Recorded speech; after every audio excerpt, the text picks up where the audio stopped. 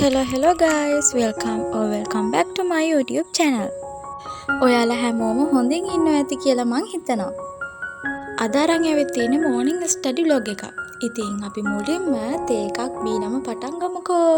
බලන්නකෝ මෙයත් ඇවිල්ලා මගේ මේස් උඩට වෙලා මන් දිහා බලාගෙන ඉන්න හැටි. මුලින්ම පොත් මේසෙ තියෙන දූවල් ටික පිහලා මේක අපි ලස්සනට හදාගමුකෝ. ඔයා මගේ channel එකට අලුත් කෙනෙක් නම් ආදරෙන් ආරාධනා කරනවා මාව subscribe කරලා මාත් එක්ක එකතු වෙන්න. ඉස්සරහටත් මේ වගේ videos ගොඩක් ඔයාලට අරන් එන්න මම බලාපොරොත්තු වෙමින් ඉන්නවා.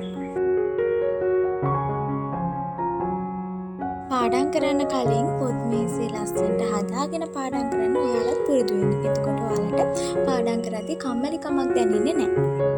පාඩම් කරන්න කම්මැලි අයට ආසාවෙන් පාඩම් කරන්න ටිප්ස් 5ක් මම කලින් වීඩියෝ එක කියලා තියෙනවා. ඔයාලා ඒක බැලුවේ නැත්නම් ඒකත් ගිහින් බලන්න. මෙන්න මේ පැල දෙකත් අපි මෙහෙමම ජනෙල උඩින් තියාගමු ඉර එළිය වැටෙන්න. මේ ඉතිවල මුල් ආවට පස්සේ අපි ආපහු ඒවා හිටවමු. මේ තියෙන්නේ මම හිටවපු පැලයක්. මේක දැන් චූටි මොකද මම මේ ළඟදී හිටුවේ. ඒකත් දැන් පොඩ ලොකු වෙනවා. ඔය ඔක්කොම කරලා උනාට පස්සේ තමයි මං ඉතින් උදේට කෑවේ. දැන් ඉතින් අපි පාඩම් වල ටික පටන් ගමුකෝ. මුලින්ම මට උවමනා කරන පොත් ටික ඔක්කොම එකපාර ගත්තා.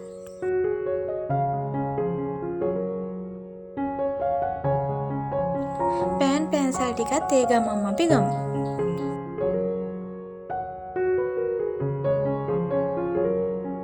මුලින්ම මම to do list එක ලියාගත්තා. එතකොට මට ලේසි අද දවසේ කරන්න තියෙන වැඩ ටික ගානට බෙදාගෙන ඒ ටික හරියට කම්ප්ලීට් කරන්න. to do list එකක් එක්ක වැඩ කරන්න කැමති නැති එක්කෙනෙක්ට පුළුවන් මම කලින් වීඩියෝ එක කියලා දීලා තියෙන Korean study plan එක පාවිච්චි කරන්න. Korean study plan එක පාවිච්චි කරනවා නම් ඔයාට දවසේ අන්තිම වෙනකොට ඔයා එදා දවසේ කොච්චර වෙලාවක් පාඩම් කරාද කියලාත් බලා ගන්න පුළුවන්. ඒ හින්දා ඔයා to do list එකකට වැඩ කරන්න කැමති නැත්නම් ඔයා Korean study plan එක පාවිච්චි කරන්න. ඉස්සෙල්ලාම මට තියෙන පොඩි නෝට් එකක් හදන්න. අපි එහෙනම් ඉස්සෙල්ලාම ඒ නෝට් එක හදලා ඉමු.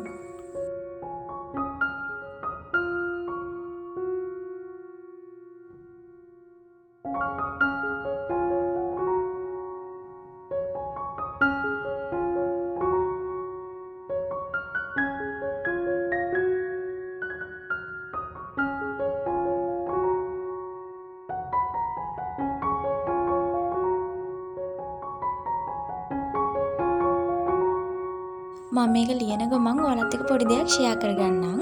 ඔයාලත් ලොකුවට නෝට් පාඩම් කරන්න කැමති නැති කෙනෙක් නම් ඔයාලට පුළුවන් ෂෝට් නෝට් හදාගන්න. එහෙමත් නැත්නම් මයින්ඩ් මැප් හදාගන්න පුළුවන්. ඒ දෙකෙන් කැමති එකක් ඔයාලට පාවිච්චි කරන්න පුළුවන් එකක් නැත්නම් ඔයාලා ඒ දෙකම උනත් පාවිච්චි කරන්න. මොකද මයින්ඩ් මැප් එකක් හරි ෂෝට් නෝට් එකක් හරි හදාගත්තාම අපිට අර පාඩම් කරන්න තියෙන කරුණු ගොඩක් සරල වෙනවා. එතකොට ඔයාලට පාඩම් කරන එක එපා වෙන්නේ නැහැ.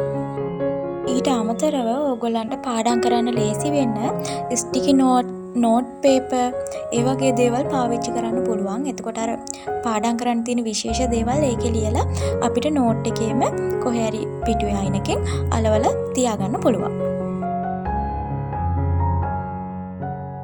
මට ඊළඟට වචන වගයක් වෙනම ලියා ගන්න තිබුණා. මම දැන් ඒක ලියන්න තමයි හදන්නේ. ඒක ලියන ගමන් මම ඔයාලට තව දෙයක් කියන්නම්.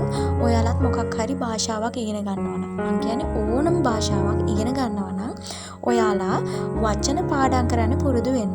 දවසකට වචන 10ක් 15ක් එහෙමත් නැත්නම් ඔයාලට ඊට වැඩියෙන් පුළුවන් නම් ඒත් කමක් නැහැ. පුළුවන් තරම් වචන පාඩම් කරන්න. ඒක ඔයාලට ගොඩාක් වැදගත් වෙනවා භාෂාව ඉක්මනට ඉගෙන ගන්න.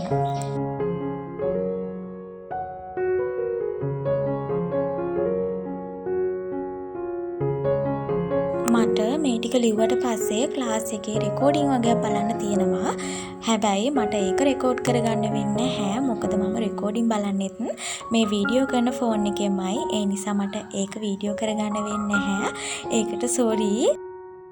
ලියා ගන්න තිබුණු වචන ටික මම ලියලා ඉවරයි. එහෙනම් ඉතින් අපි දැන් පාඩම් කරන්න ගත්ත පොත් ටික ආපහු තිබ්බ තැනින්ම තියමු.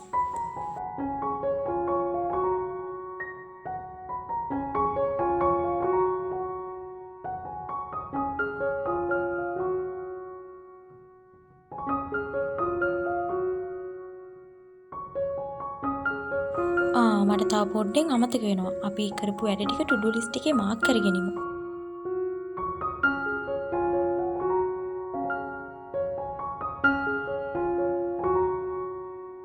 ඔයාලා බලනවත් දන්නේ මම මේ මොකද මෙච්චර මේ පොඩ්ඩක් පාඩම් කරලා ස්ටඩි බ්ලොග් එකක් ගෙනාවේ කියලා. නෑ පොඩ්ඩක් නෙවෙයි මට දැන් මේ ලියලා ඉවර වෙලත් රෙකෝඩින් එකක් බලන්න තියෙනවා. හැබැයි මට ඒක රෙකෝඩ් කරගන්න වෙන්නේ ඒක පැය 3ක් විතර තියෙනවා. අනිත් එක මට ඒක වීඩියෝ කරගන්න විදිහකුත් නැහැ. මොකද මම මේ ෆෝන් එකෙම තමයි රෙකෝඩින් එකත් බලන්නේ.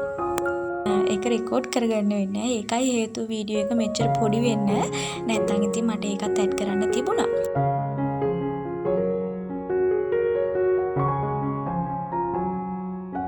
බලන්නකො මම මෙයාගේ බෙල්ලට ලස්සන කරපටියක් දැම්ම. හැබැයි යා නම් එකට පොඩ්ඩක්වත් කැමති නැහැ. ගලව ගන්නමයි හදන්නේ.